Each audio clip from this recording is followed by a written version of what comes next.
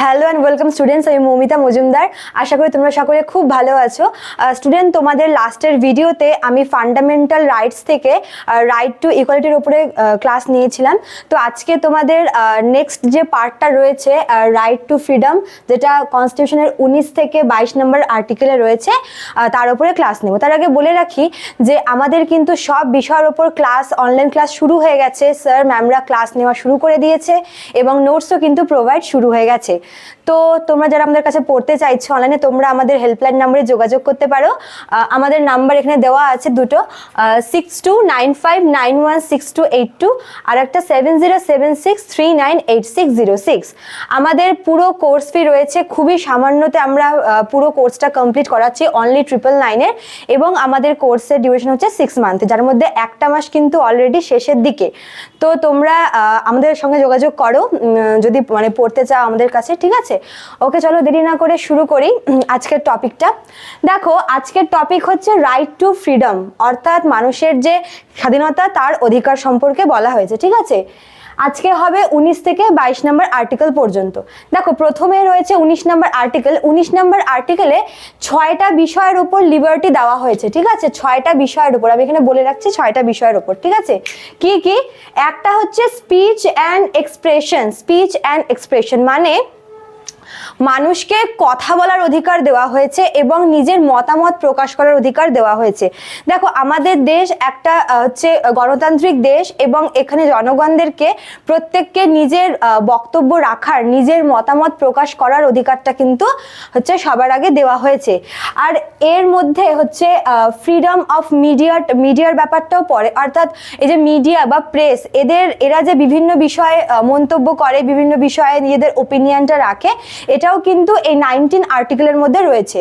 তাহলে প্রথমে হচ্ছে আমরা কি পেলাম, যে ভারতের নাগরিকদের প্রত্যেককে নিজের মতামত প্রকাশ করার, নিজের কথা বলার অধিকারটা দেওয়া হয়েছে। 2 নম্বরে আছে হচ্ছে অ্যাসেম্বলি। অ্যাসেম্বলিটা কি? অর্থাৎ এখানে নাগরিকদেরকে যে কোনো জায়গায় হচ্ছে মানে সম্মিলিত হওয়ার অধিকারটা দেওয়া হয়েছে। তবে এক্ষেত্রে দুটা ব্যাপারের ওপর রেস্ট্রিকশন আছে, যে যেখানেই আমরা মানে মনে করো যে কোনো একটা জায়গায় হচ্ছে মিলিত হচ্ছে, মেলা বলো বা কোনো একটা ফেস্টিভ্যালে বা যে কোনো জায়গায় পাবলিক প্লেস, সেখানে যখন মিলিত হবে সেক্ষেত্রে নাগরিকদের বলা হয়েছে তারা যেন শান্তিপূর্ণভাবে এবং নিরস্ত্রভাবে হচ্ছে সম্মিলিত হয়, ঠিক আছে? তো এটা হচ্ছে অ্যাসেম্বলিতে। আচ্ছা, 3 নম্বর হচ্ছে তোমার অ্যাসোসিয়েশন। অ্যাসোসিয়েশনটা কি? বিভিন্ন যে রাজনৈতিক সংগঠন, সভা সমিতি, এই সমস্ত গঠন করার অধিকার দেওয়া হয়েছে নাগরিকদের, ঠিক আছে? বিভিন্ন হচ্ছে তোমার সংগঠনগুলি হয় বিভিন্ন ক্ষেত্রে, বিভিন্ন বিষয়ের ওপরে। তো বিভিন্ন যে ক্লাবগুলো, তো এই সমস্ত সভা সমিতি সংগঠন তৈরির ক্ষেত্রে নাগরিকদের অধিকার দেওয়া হয়েছে 19 আর্টিকেলে। আচ্ছা, তারপরে কি মুভমেন্ট। মুভমেন্টটা কি? এতে বলা হয়েছে যে দেশের সকল নাগরিকদের মানে যে কোনো স্থানে চলাফেরা করার সুযোগ সুবিধা দেওয়া হয়েছে, ঠিক আছে? মানে এমন আমাদের ভারতবর্ষের মানে এমন কোনো এরকম ব্যাপার নেই যে এই জায়গায় যাওয়াটা হচ্ছে মানে রেস্ট্রিকশন রয়েছে বা এখানে যাওয়াটা নিষেধ, এরকম কিন্তু কিছু নেই। হ্যাঁ, সেক্ষেত্রে 1-2 জায়গায় হতে পারে যে কোনো একটা বিশেষ কারণের জন্য নিষিদ্ধ, তবে বাকি জায়গাতে কিন্তু নাগরিকদের হচ্ছে যাওয়া চলাফেরা করার কিন্তু অধিকারটা দেওয়া হয়েছে, ঠিক আছে? তারপরে কি আছে? রেসিডেন্স। রেসিডেন্সটা কি? ভারতের নাগরিকরা ভারতবর্ষের মানে ভারতীয় ভূখণ্ডের যে কোনো জায়গাতে কিন্তু বসবাস করতে পারে, ঠিক আছে? সে পার্মানেন্টলিও করতে পারে বা কদিন গিয়েও থাকতে পারে। তো এখানে ওটাই বলা হয়েছে যে ভারতীয় নাগরিকদের ভারতবর্ষেই যে কোনো স্থানে কিন্তু স্থায়ীভাবে বসবাস করার অধিকারটা রয়েছে। আচ্ছা, আর লাস্ট কি এখানে হচ্ছে বলা আছে প্রফেশন, অর্থাৎ মানে কোনো নাগরিক তার পছন্দ মতো, তার ইচ্ছে মতো কোনো একটা পেশাকে আর কি মানে পেশা হিসেবে আর কি গ্রহণ করতে পারে, যে কোনো কাজকে তার পেশা হিসেবে গ্রহণ করে, জীবিকা হিসেবে গ্রহণ করে সে তার জীবনে মানে এগিয়ে চলতে পারে। অর্থাৎ এখানে মানে নাগরিকদের যে যার পছন্দ মতো প্রফেশনকে চুজ করার যে রাইটটা, সেটা দেওয়া হয়েছে। তো এই টোটাল 6টা অধিকার রয়েছে হচ্ছে 19 নম্বর আর্টিকেলে। এই 6টা অধিকার বাদ বাদ দিয়েও এই 19 আর্টিকেলে আরেকটা রাইট যেটা হচ্ছে সম্পত্তির অধিকার, ঠিক আছে, যেটা বর্তমানে এখন নেই। তো সম্পত্তির অধিকার আগে মৌলিক অধিকার ছিল, কিন্তু পরে সেটাকে অ্যামেন্ড করে সেটাকে একটা লিগ্যাল রাইট হিসেবে কিন্তু রাখা হয়েছে। তো বর্তমানে এই 19 নম্বর আর্টিকেলে এই 6টা অধিকারের কথাই বলা হয়েছে। আচ্ছা দেখো, নেক্সট রয়েছে হচ্ছে 20 নম্বর আর্টিকেলটা। এখানে বলেছে protection with respect to conviction for offences. এটা মানে হচ্ছে নাগরিকদের মানে ভারতীয় কোনো ব্যক্তিকে দোষী সাব্যস্ত হওয়া এবং তাকে শাস্তি দেওয়া থেকে সুরক্ষা। দেখো, যখন এখানে বলা হয়েছে অ্যাকচুয়ালি যে কোনো নাগরিক যদি সে কোনো রকমের কোনো আইন ভঙ্গ করে, যদি সে কোনো ক্রাইম করে, তবে তার যে শাস্তি সেটা যেই আইনটা প্রচলিত রয়েছে সেই প্রচলিত আইন অনুসারেই হবে। তা না যে এক্সট্রা কোনো আইন তার প্রতি লাগু হবে তাকে আর কি দোষী সাব্যস্ত করার জন্য বা তাকে হচ্ছে পানিশমেন্ট দেওয়ার জন্য, এরকম কিন্তু কোনো ব্যাপার নেই। যদি কোনো ব্যক্তি কোনো আইন ভঙ্গ করে, যদি কোনো ক্রাইম করে, তবে যেই আইনটা চলে আসছে প্রচলিত আইন, সেই আইন অনুসারেই সে শাস্তি পাবে, ঠিক আছে। মানে সেটা ব্যতীত অন্য কোনো আইন কিন্তু তার জন্য তার বিরুদ্ধে প্রণয়ন হবে না। আচ্ছা, আর কি বলা হয়েছে এখানে, যে কোনো একটা ব্যক্তি মানে একই যদি সে একটা আর কি ভুলের জন্য তাকে অতিরিক্ত শাস্তি প্রদান করা যাবে না। মানে যদি মনে করো যে সে কোনো একটা ক্রাইম করে থাকে, এক্ষেত্রে সে ওই একই ভুলের জন্য তাকে কিন্তু একাধিকবার শাস্তি দেওয়া যাবে না, একটা ভুলের জন্য একটাই শাস্তি, ঠিক আছে, এটা বলা হয়েছে। আর একটা কি বলা হয়েছে, যে যখন কোনো ব্যক্তিকে আর কি যখন কোনো ব্যক্তি দোষী সাব্যস্ত হচ্ছে, তখন কিন্তু তার নিজের পক্ষে যদি সে কোনো সাক্ষী পেশ করতে চায়, তাকে হচ্ছে তার সেই সাক্ষ্যটাকে শুনতে হবে। বাট যদি মনে করো যে সে নিজের বিরুদ্ধেই সাক্ষী দিচ্ছে, সেটাকে কিন্তু আদালত কর্তৃক কিন্তু মানা হবে না। তো এটা এই সমস্ত কিছু বলা হয়েছে 21 নম্বর আর্টিকেলে, যেখানে বলছে যে নাগরিককে তার যতটুকু তার প্রাপ্য শাস্তি ততটুকুই প্রদান করা হবে, মানে এক্সেস কোনো পানিশমেন্ট তাকে দেওয়া হবে না। আর সে যদি কোনো একটা ভুল করে, তবে ওই একটা ভুলের জন্য একবারই সে পানিশমেন্ট পাবে, একাধিকবার কিন্তু পাবে না, ঠিক আছে। আচ্ছা, নেক্সট দেখো কি বলেছে 21 এটা ভীষণ ইম্পর্টেন্ট। এখানে বলা হয়েছে right two elementary education. Right two elementary education মানে দেখো 21 মধ্যে আবার 21 তো বুঝতেই পারছো যে এই যে আইনটা, এটা কিন্তু মেন কনস্টিটিউশনে ছিল না, এটাকে পরে হচ্ছে ইনক্লুড করা হয়েছে। কবে ইনক্লুড করা হয়েছে? এটা করা হয়েছে 2002 সালে। হ্যাঁ, 2002 সালে যে 86তম অ্যামেন্ডমেন্টটা হয়েছিল, সেই 86তম অ্যামেন্ডমেন্টের দ্বারা এই আইনটাকে কিন্তু এই রুলটাকে হচ্ছে এই কনস্টিটিউশনের মানে এই আর্টিকেলের মধ্যে ইনক্লুড করা হয়েছে।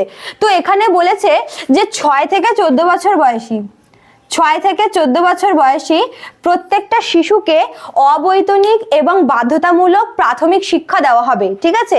এটা মেইনলি শিশুদের জন্যই, যেখানে বলা হয়েছে যে 6 বছর থেকে 14 বছর বয়সী শিশুদেরকে মানে প্রাথমিক শিক্ষা দানের অধিকার, যে তারা কি মানে প্রাথমিক শিক্ষাটুকু যেন তারা পায়, ঠিক আছে, 6 থেকে 14 বছর বয়সী। আর এটাকে কিন্তু এই আইনের মাধ্যমে বাধ্যতামূলকও করা হয়েছে, এবং সেটা কিন্তু অবৈতনিক, অর্থাৎ বিনামূল্যে ফ্রি এডুকেশন দেওয়া হবে। 6 থেকে 14 বছর বয়সী শিশুদেরকে প্রাথমিক শিক্ষা দেওয়া হবে, ঠিক আছে।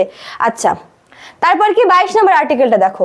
22 নম্বর আর্টিকেলে বলেছে প্রোটেকশন এগেনস্ট অ্যারেস্ট, এদিকে আসি, protection against arrest and detention in certain cases. এটাতে বলা হয়েছে যে মানে কোনো একটা ব্যক্তিকে মানে আটক করা এবং হচ্ছে তাকে গ্রেফতার করা থেকে সুরক্ষা। অর্থাৎ এখানে বলেছে যে যখন কোনো ব্যক্তিকে আটক করা হবে, সেক্ষেত্রে যুক্তিসঙ্গত কারণ দেখাতে হবে, ঠিক আছে, কোনো রকমের লজিক ছাড়া, কোনো রকমের যুক্তিসঙ্গত কারণ ছাড়া, বা সেই ব্যক্তিটিকে না জানিয়ে যে তাকে কেন অ্যারেস্ট করা হচ্ছে বা তার দোষটা কি, সেরকম ভাবে কিন্তু কোনো ব্যক্তিকে অ্যারেস্ট করা যাবে না। কাউকে অ্যারেস্ট করার আগে তাকে মানে তাকে যুক্তিসঙ্গত, তাকে হচ্ছে প্রপার রিজনটা বলতে হবে যে হ্যাঁ এই তুমি এই ক্রাইমটা করেছো, তোমাকে এই ক্রাইমের জন্য তোমাকে অ্যারেস্ট করা হচ্ছে, ঠিক আছে। আর এখানে কি কি বলা হয়েছে এই আর্টিকেলে? এখানে বলা হয়েছে যে যখন কোনো ব্যক্তিকে গ্রেফতার করা হচ্ছে কোনো একটা ক্রাইমের জন্য, তো সেই গ্রেফতার করা ব্যক্তিকে কিন্তু 24 ঘন্টার মধ্যে কোর্টে পেশ করতে হয়, ঠিক আছে। ইন কেস যদি কোর্ট বন্ধ থাকে, মনে করো যে কোনো হলিডে থাকলো বা কোনো অফিসিয়াল ছুটি থাকলো, তাহলে কিন্তু পরের দিনের জন্য ওয়েট করতে হয়। বাট এটা হচ্ছে নিয়ম যে যখন কোনো ব্যক্তিকে আটক করা হচ্ছে, তখন কিন্তু সেই আটক করার 24 ঘন্টার মধ্যে তাকে কোর্টে পেশ করতে হবে। আর কি বলা হয়েছে আর্টিকেলে, এখানে বলা হয়েছে যে যে ব্যক্তিকে আটক করা হয়েছে সে তার নিজের হচ্ছে সমর্থনে কিন্তু কোনোজন মানে উকিলকে হায়ার করতে পারে, মানে জামিন হওয়ার জন্য বা বেল পাওয়ার জন্য কিন্তু সে কোনো একটা উকিলকে তার নিজের সমর্থনে কিন্তু হচ্ছে অ্যাপয়েন্ট করতে পারে।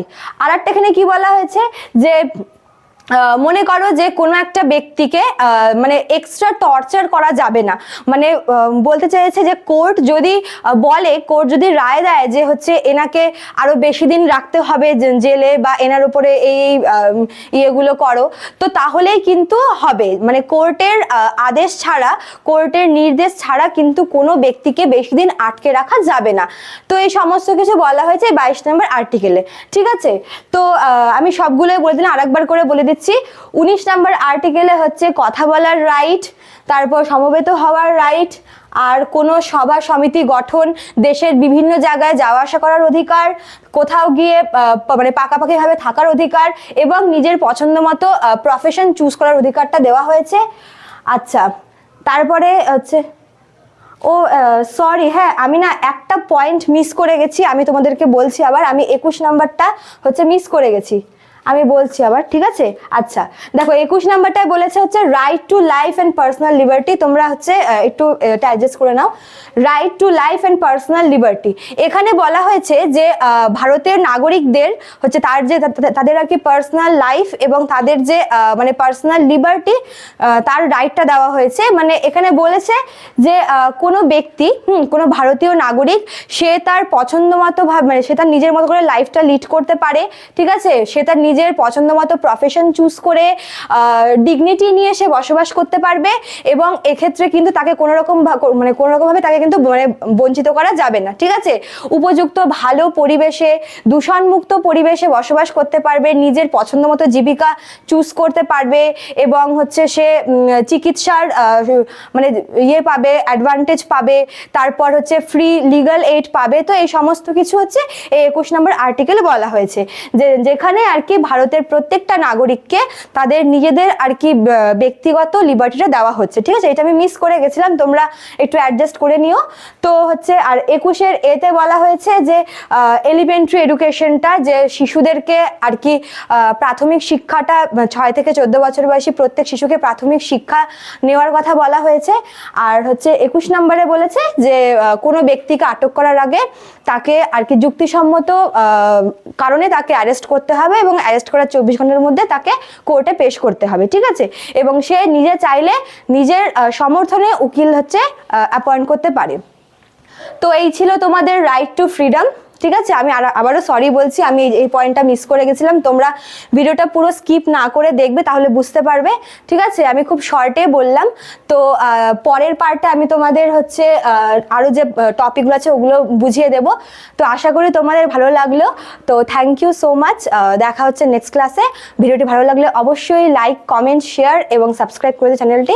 Thank you.